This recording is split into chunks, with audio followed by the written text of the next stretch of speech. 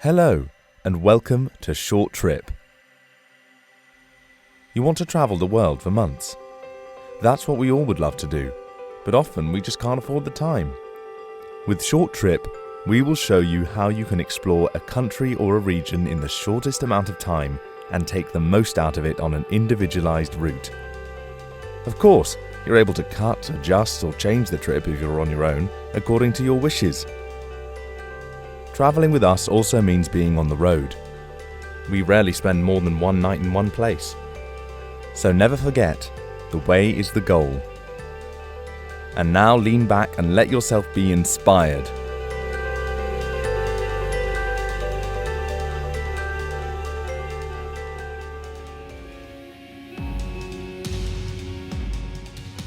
Welcome to Malta.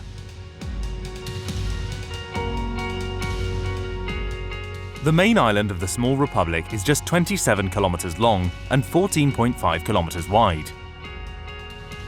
This makes Malta one of the smallest countries in Europe.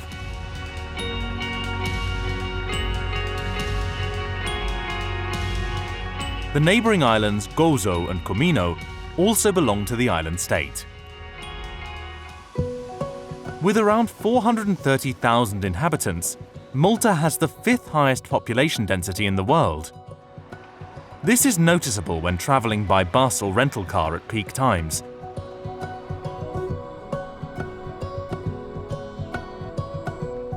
Nevertheless, there is enough space for relaxation on the small islands, due in no small part to the relaxed lifestyle of the Maltese.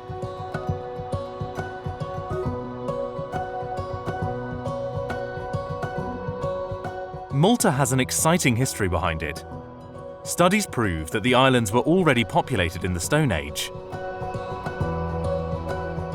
The influence of various Mediterranean cultures is still visible today, which is why the island state is so exciting.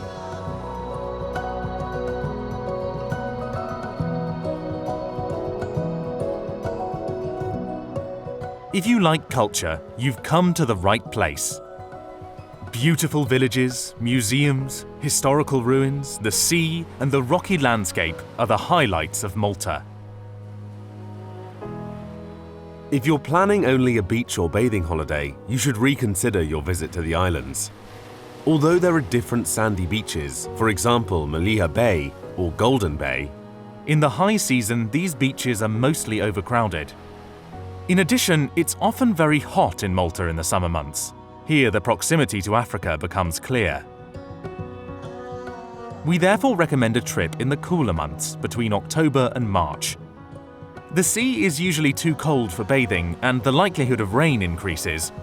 But there is less activity on the island, the prices for accommodation are low, and the rocky landscape, so rough and barren in the warm months, is covered with grasses and flowers, with pleasant temperatures between 15 and 20 degrees Celsius.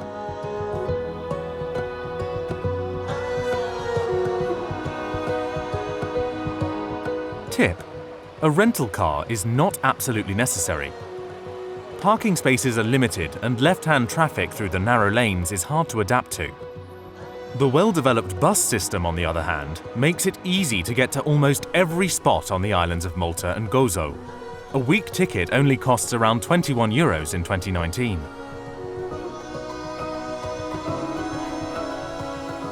We've scheduled our 5-day short trip for November. The perfect month to experience the islands in peace.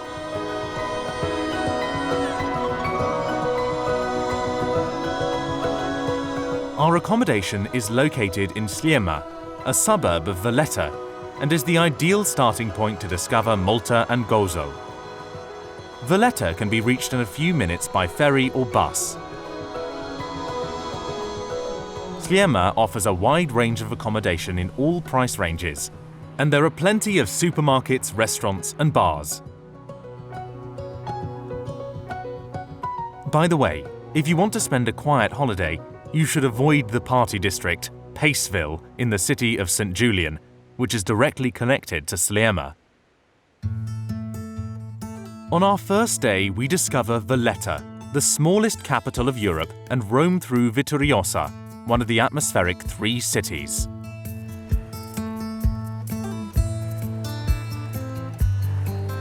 For our visit to Valletta, we get up early and walk along the harbour promenade to the passenger ferry which takes us from Sliema to Valletta in a few minutes. The crossing is not only cheap, but also a visual experience. One hardly arrives more relaxed into the atmospheric capital.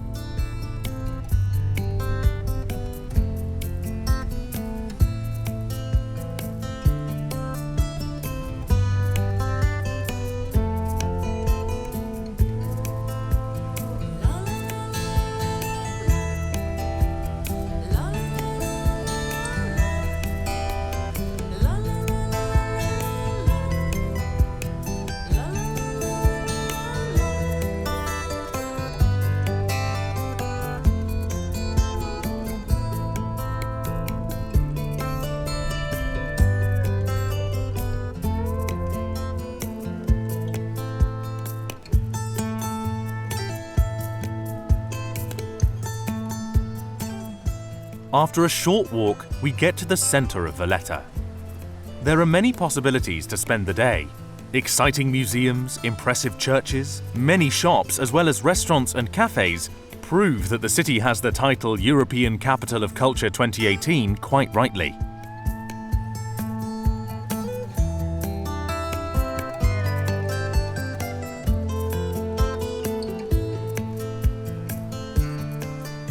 After a short walk through the centre, we circle Valletta along the water.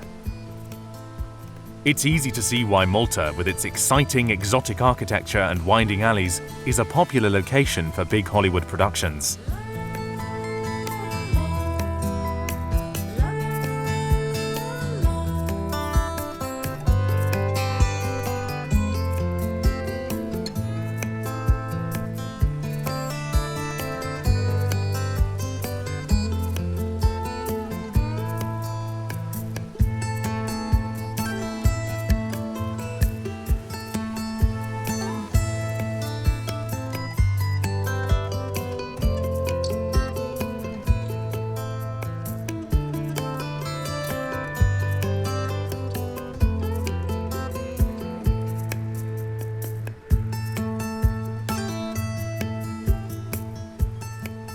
Next, we visit the lower Baraka Gardens, where you can almost always get a beautiful view of the harbour.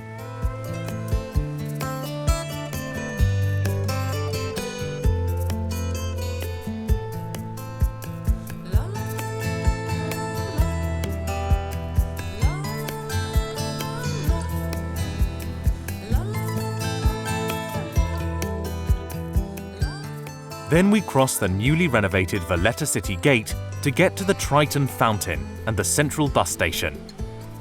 From here, buses also go up to the most remote corners of the island. We cross the bus station and walk up to the upper Baraka Gardens, where we relax with a kini, Malta's famous slightly bitter orange lemonade, and a pastizi, a popular snack in Malta.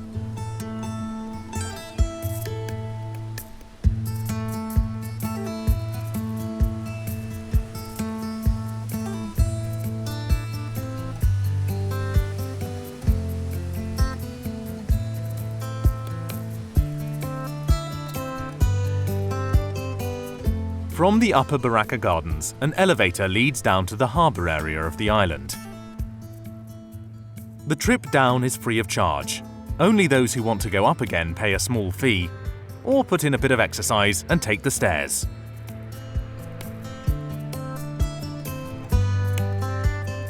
We stroll along the harbour promenade, where large cruise ships moor almost daily.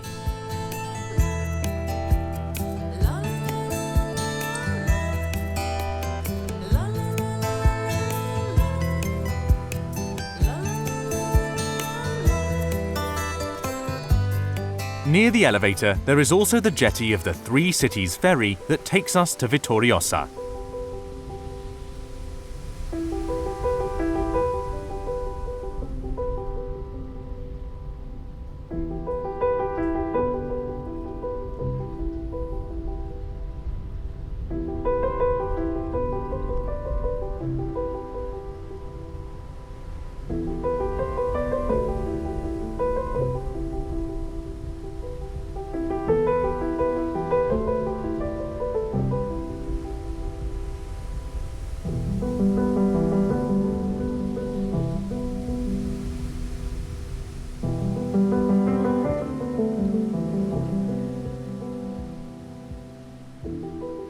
Vittoriosa, one of the so-called three cities, has remained original and invites one to explore away from the tourist masses. Thus we discover the beautiful narrow lanes of the place, all in peace.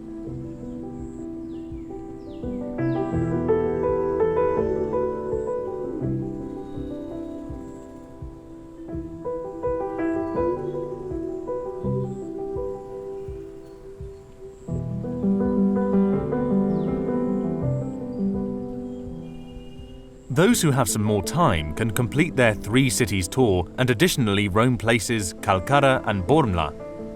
Also, the Fort Sant'Angelo, a big fortress in the Vittoriosa Peninsula, can be visited.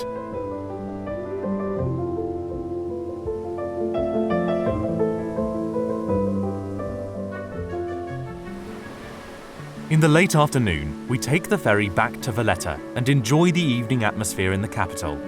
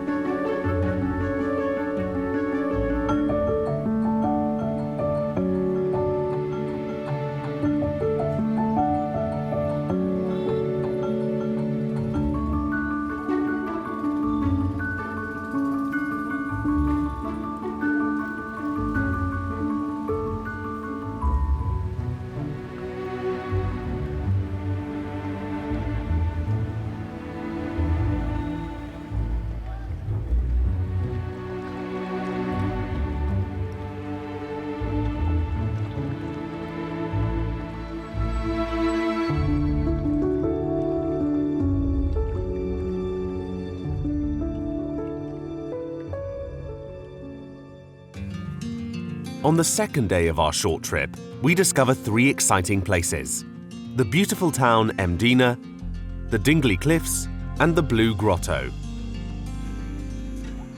If you have more time, you can also visit the temple Hatcha Kim.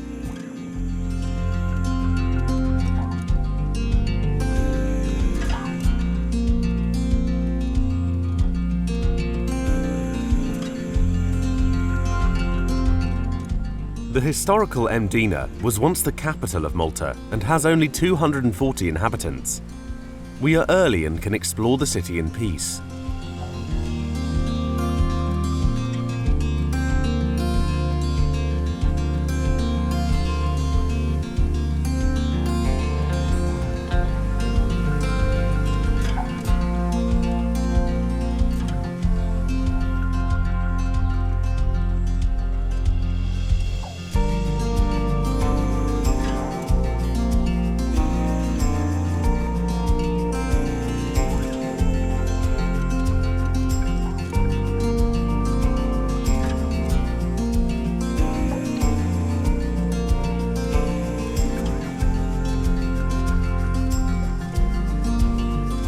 The little town is situated on the foothill of the Dingley Plateau and offers a great view to the northern part of the island.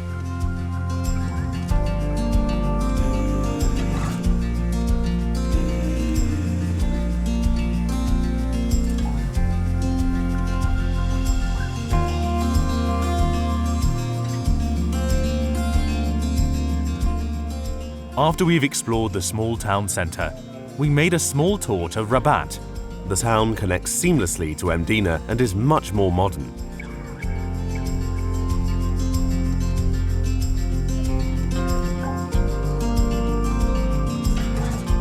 The Dingley Cliffs, only a few minutes by bus from Mdina, are some of the most beautiful places in Malta. The cliff formation rises over 230 meters from the sea and invites you to a short hike.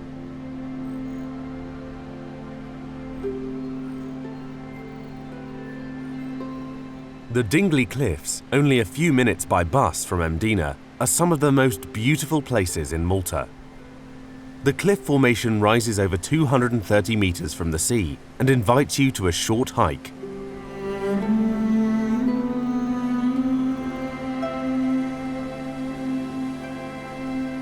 By the way, the green areas below the cliffs are used by local farmers for agriculture.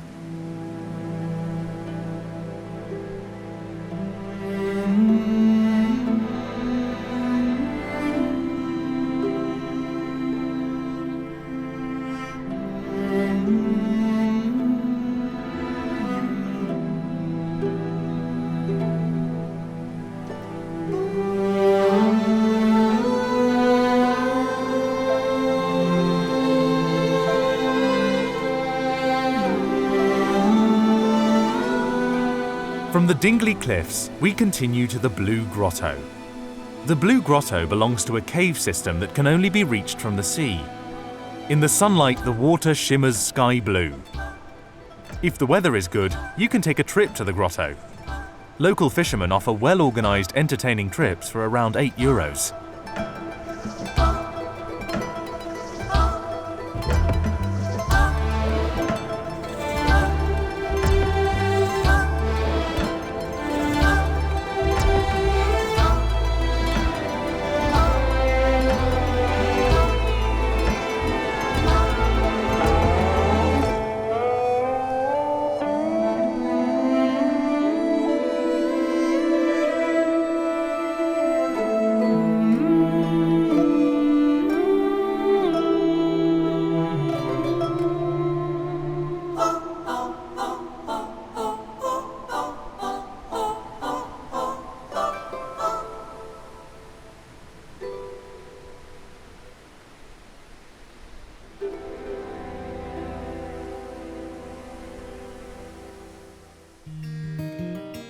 On the third day, we can make a trip to the island Gozo, where we stay for one night.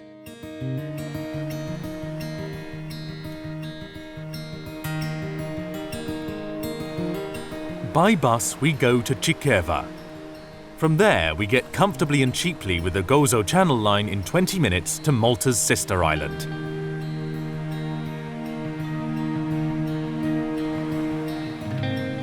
At around halfway, we pass Komino, after Malta and Gozo, the smallest of the three islands of the Republic. With only 3 inhabitants and a length of just 2.6 kilometers, Komino is ideal for a day trip. In the warmer months, the Blue Lagoon lures with tropical atmosphere and invites one for bathing. A relaxed walk around the island is also recommended. If you have more time, Komino is well worth a visit.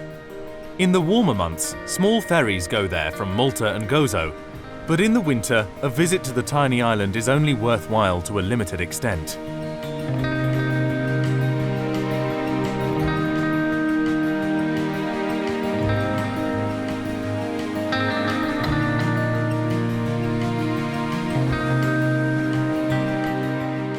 With a length of 14 kilometers and a width of 7 kilometers, Gozo is clearly bigger than Komino, but only about half as big as Malta.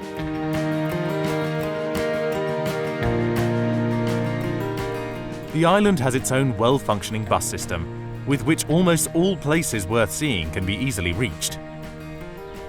From the ferry terminal, it is only a few minutes by bus to Victoria, the capital of Gozo. From there, we continue to Renzy-Martin Bay.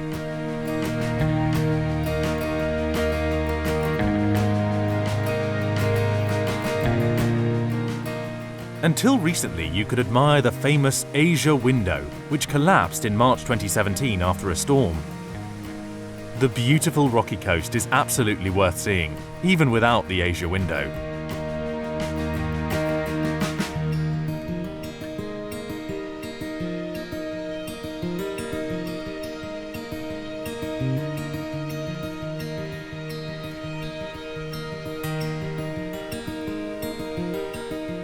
After a short walk to the Dveria Tower, we drive on to the Basilica Tapinu.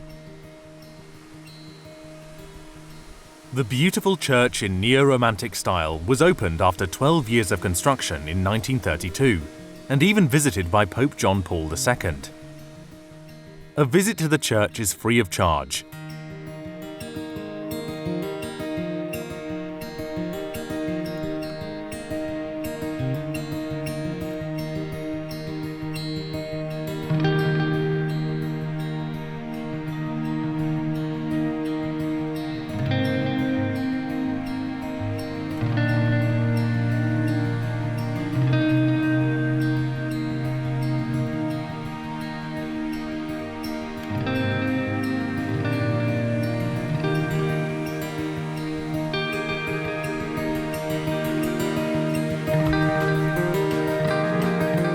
we spend the evening in the small fishing village Slendy, where we also spend the night.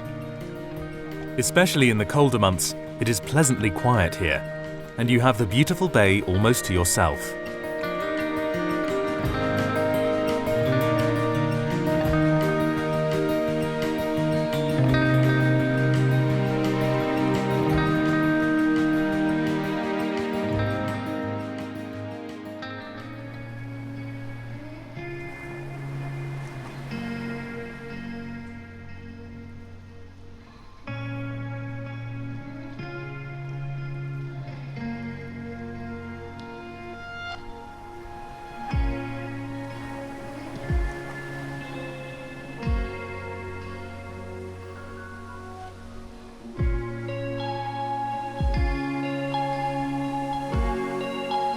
On the fourth day, after a hearty breakfast, we take a short walk along the Slendy Bay before we take the bus back to Victoria.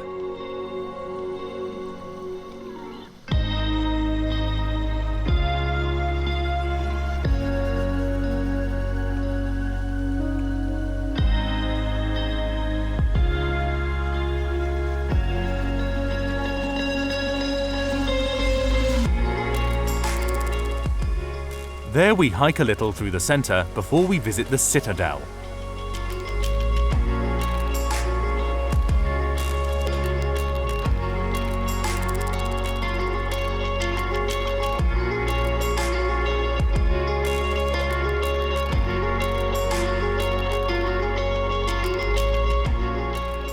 The fortification was erected in 1500 BC to protect the city even better from attackers.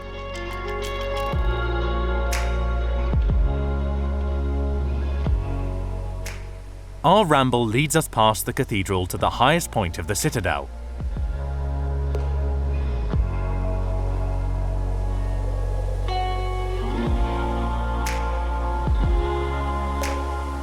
From there you have a wonderful view over the whole island.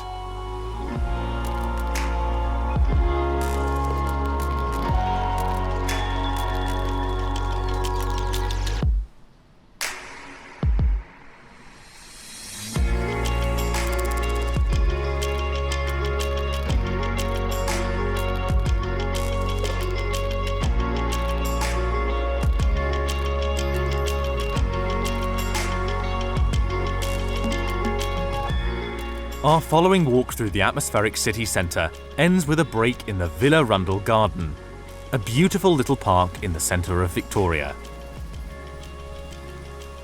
If you have more time, you can discover even more on Gozo, for example the Gudjantia Temple near Victoria or the beautiful beach Red Sandy Bay. We, however, will take the bus to the ferry and go back to Malta.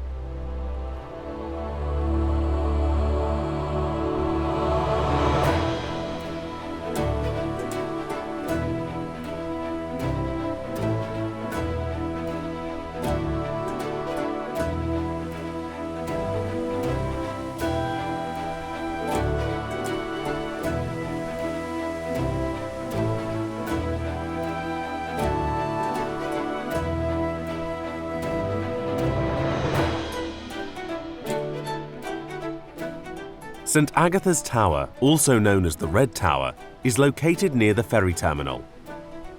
The tower can be visited for a small fee.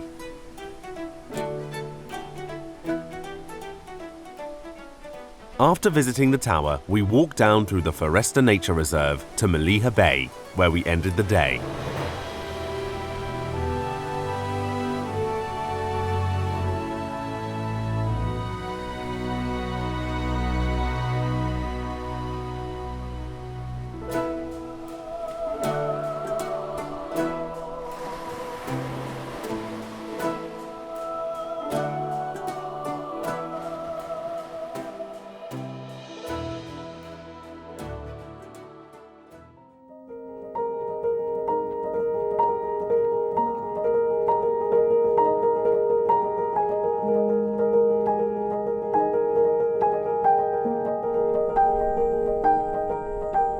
On our last day, we don't take on too much.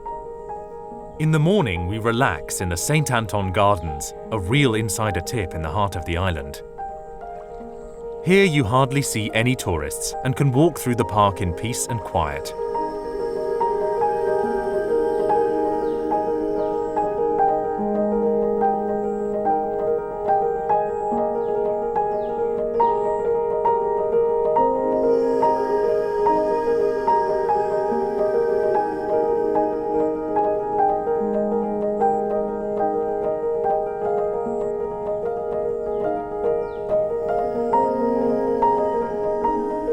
At the upper end of the park, there is the Centanton Palace, the residence of the president.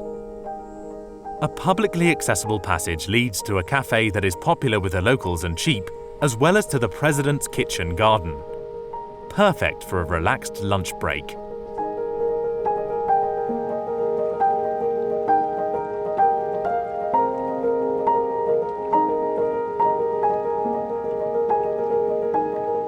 We spend the afternoon in the popular fishing village Mascherschlock.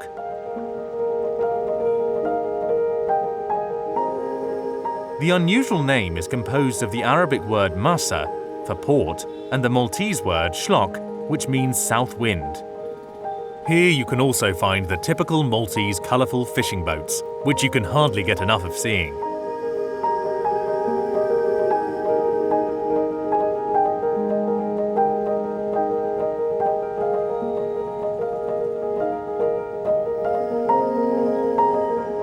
Those who stay a little longer can end the day in one of the many restaurants at the promenade.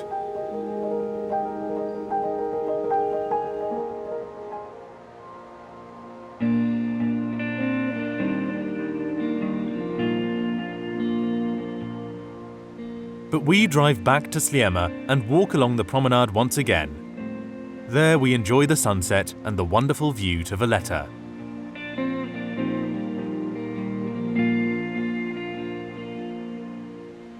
Malta, an exciting little country full of culture and atmosphere, worth more than a visit. It's a perfect day for the road. The blue sky will take us home. We'll take it easy, we'll take it slow. It's a good day for the road. And time goes so fast when you're with the ones you love. But I won't worry today. Even if time flies